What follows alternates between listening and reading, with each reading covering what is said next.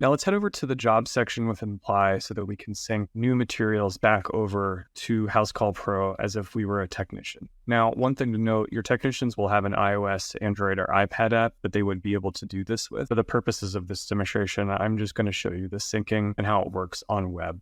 So we're going to click on Stock, head over to Jobs.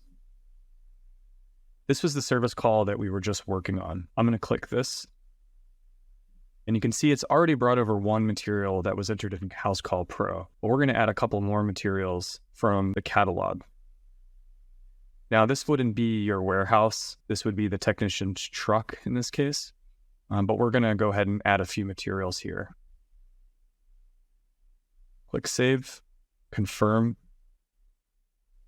And now we've added a few materials to this job, and it's going to sync automatically in a few seconds. But just to move things along, we're going to go ahead and make a direct sync. Now, if we head back over to Housecall Pro and take a look at this job again, we can see that those line items have been added directly to the materials invoice in Housecall Pro.